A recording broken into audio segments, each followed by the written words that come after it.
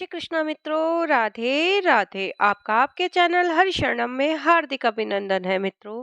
आइए आगे की कथा माघ महा महत्तम अध्याय 21वें को श्रवण करें। भगवान गणेश जी को नमन करते हुए और गुरुदेव को वंदन करते हुए आगे की कथा का श्रवण करें। लोमेश ऋषि के श्रीमुख से माघ महा स्नान का फल सुनकर ब्राह्मण वेद निधि उनका पिशाच रूपी पुत्र और सभी पिशाचिनी रूपी गंधर्व कन्याएं उनके साथ माघ स्नान के लिए चले गए। इसके बाद वशिष्ठ जी कहने लगे कि हे राजा दिलीप, बहुत से जनसमूह इस संगम में स्नान करने करके सुखपूर्वक मोक्ष को प्राप्त हो गए। इसके बाद वशिष्ठ जी कहने लगे कि हे राजा दिलीप, अब लोमेश ऋषि द्वारा वर्णित संगम में स्नान की महिमा सुनो। संगम स्थल पर पहुंचकर लोमेश ऋषि ब्राह्मण वेद निधि और सभी पिशाचों को कहने लगे कि इस तीर्थ को सब श्रद्धा पूर्वक देखो। यहाँ पर 33 करोड़ देवता आकर आनंद पूर्वक रहते हैं। यह अक्षय वट है जिनकी जड़ें पाताल तक गई हैं और मार्कंडेय ऋषि प्रलय के समय भगवान के इस अक्षय वट का आश्रय आश्रय लेते हैं। यही शिव जी के प्रिय भगवती भागीरथी है जिसकी सिद्ध लोक सेवा करते हैं।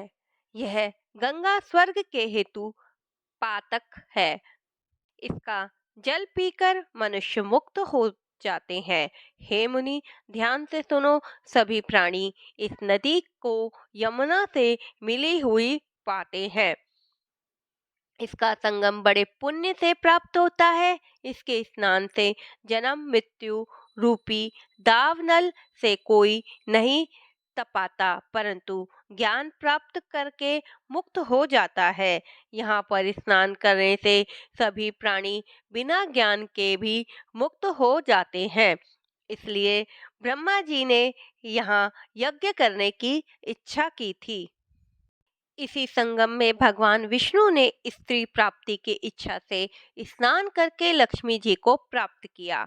यहाँ पर त्रिशूलधारी शिव जी ने त्रिपुर दैत्य को मारा था और प्राचीन काल में उर्वशी स्वर्ग से गिरी गिरी थी तथा स्वर्ग पाने की इच्छा से यहाँ पर ही उसके स्नान करने से नहुष कुल के राजा ययति ने वंशधर पुत्र प्राप्त किया। यहाँ पर इंद्र ने प्राचीन काल में धन की इच्छा से स्नान किया था और माया से कुबेर के सब धन को प्राप्त किया था। प्राचीन काल में नारायण तथा नर ने हजारों वर्ष तक प्रयाग में निराहार रहकर उत्तम धर्म किया था। जहाँ से जैगवश यहाँ से जैगाश्वय सन्यासी ने महादेव जी जैसी शक्ति वाले से विजय पाई थी तथा अणिमा अणिमा आदि योग के अति दुर्लभ ऐश्वर्य प्राप्त किए थे। इस क्षेत्र में तपस्या करके श्री भारद्वाज सप्त ऋषियों में सम्मिलित हुए। जिन्होंने भी यहाँ स्नान किया सबको स्वर्ग की प्राप्ति हुई। इसलिए हमारे विचार से तुम सब भी त्रिवेणी में स्नान करो। इस स्नान से पहले किए हुए तुम्हारे सब पाप नष्ट हो जाएंगे और संपूर्ण वैभवों को प्राप्त हो जाओगे। ऋषि के इस प्रकार के सत्य वचन सुनकर सब ही त्रिवेणी में स्नान करने लग गए और स्नान करने से सबकी पिशाचता नष्ट हो गई। सभी शाप से विमुक्त हो गए और उन्होंने अपना शरीर धारण कर लिया। वेद निधि ने अपने पुत्र को देखकर प्रसन्नचित्त होकर लोमेश ऋषि को स्तुति प्रणाम आदि से संतुष्ट किया और कहा कि आपके अनुग्रह से ही ये सब श्राप मुक्त हुए। अब आप इन बालकों के योग्य धर्म को कहिए। इस प्रकार ऋषि लोमेश जी ने कहा कि इस युवा कुमार ने वेदों का अध्ययन समाप्त कर लिया है। इसलिए अब ये इन कन्याओं के कमलों को प्रीतिपूर्वक ग्रहण करे। तब लोमेश ऋषि जी तथा अपने पिताजी की आज्ञा से इस ब्रह्मचारी ने सभी गंधर्व कन्याओं से विवाह किया और उन कन्याओं के सब मनोरथ पूर्ण हुए। जिसके घर में माघ स्नान की महिमा महिमा का यह महात्म सुनाया जाता है, वहाँ नारायण ही पूजे जाते हैं।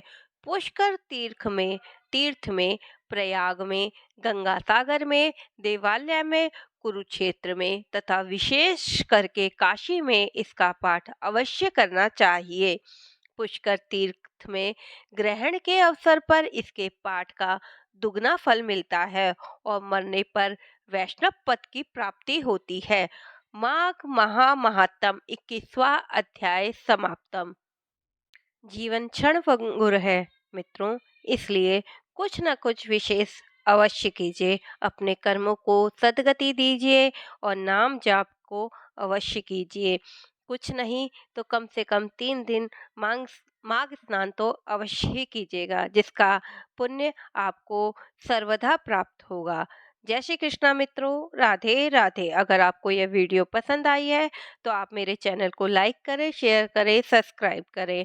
आगे अपने फ्रेंड सर्कल में भी इसे शेयर करें, जिससे वो भी इन कथाओं का आनंद ले सके और पाप मुक्त होए।